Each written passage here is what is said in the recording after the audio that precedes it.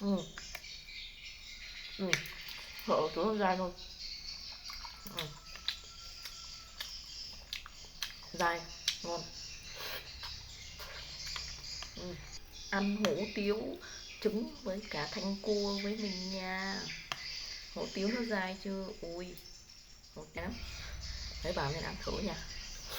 Ừ. Chết này đó.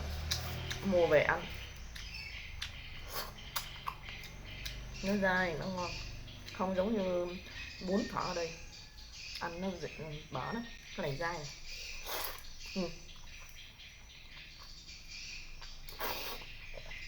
Ừ, dai ngon quá.